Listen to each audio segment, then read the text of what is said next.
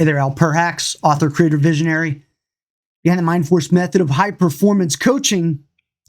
And in this video, we're going to talk about something that a lot of people face.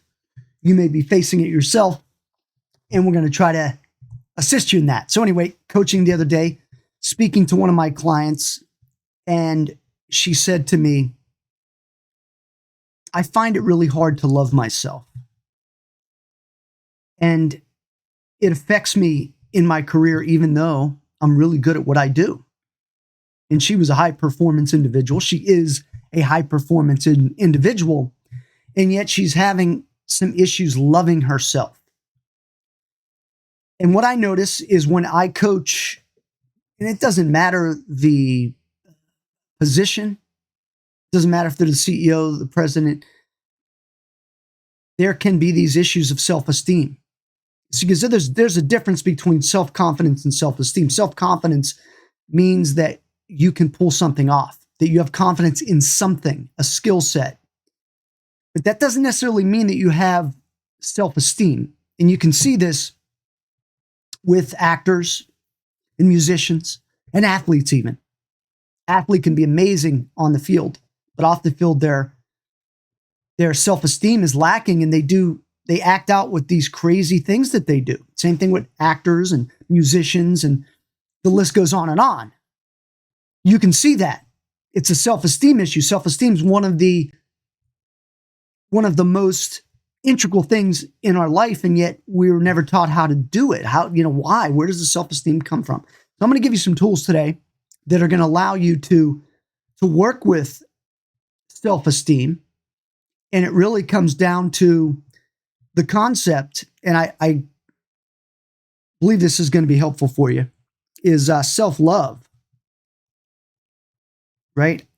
How do you get to this self-love? You should love yourself, as much as you love others. One of the ways that you can do that is that you look at yourself in the mirror.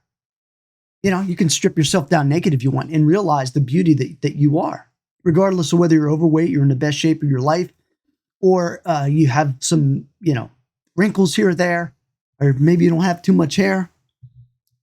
You love yourself and you tell yourself, I love myself. And you look in the eyes. Now, when you first say that, you might not really feel it. You might be like, hey, I'm lying to myself. But no, you're training yourself. Self-esteem is created based on repetition of thought, process, mind, as well as verbalization of that. I want you to read a book if you haven't already read it. And if you already read it, I want you to read it again. And it's called Psycho-Cybernetics. Written, I believe, back in the 50s. Maxwell Maltz. Okay. Maxwell Maltz was a plastic surgeon.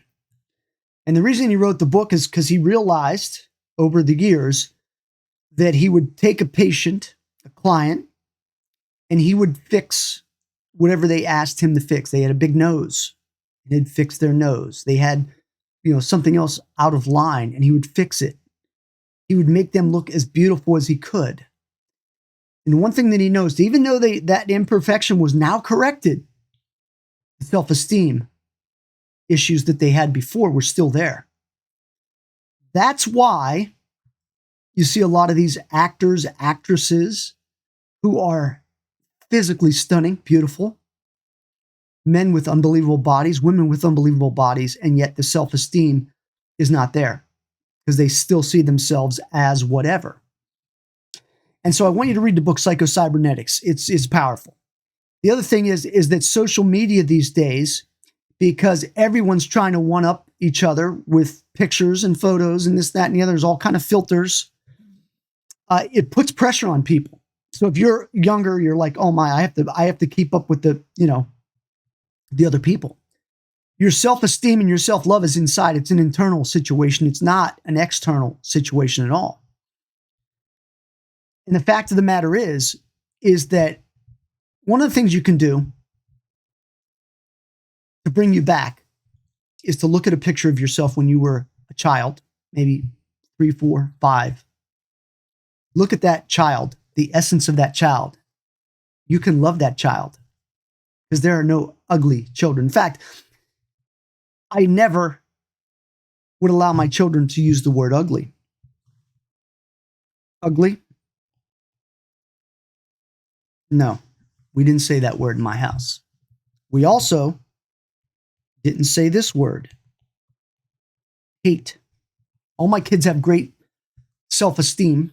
I mean, everybody has issues with self-esteem, even myself. You know, you have to always work on it. But we never use those words ugly or hate. When the first kids were first learning, oh, that person's ugly. No, they're not ugly. They may not be as good looking as you.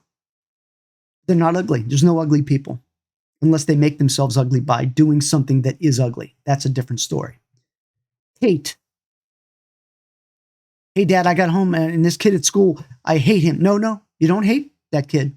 You might not like him better than you like somebody else, but you don't hate them. Hate's a terrible word. We remove those from our vocabulary. You remove them from your vocabulary and you start to love yourself. You start to look at it and understand that you are a special, special being. And then when you look in the mirror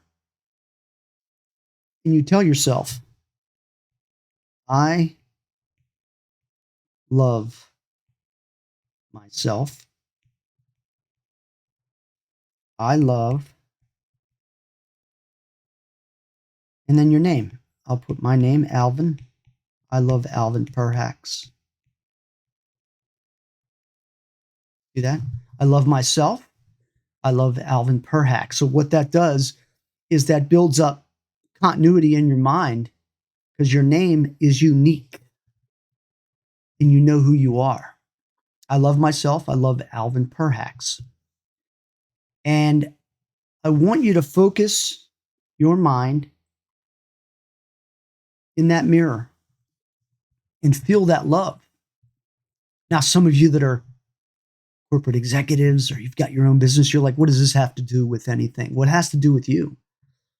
And it has to do with you loving yourself even more. So even if you do love yourself now, love yourself even more, because what that does is that's going to change your ability to persuade, influence, and control situations, because now that you love yourself even more, you can love others.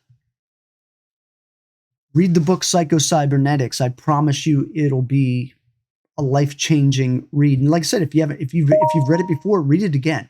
It's fantastic. I wanted to share this information with you because I got that question. How can I love myself? This is how you can love yourself.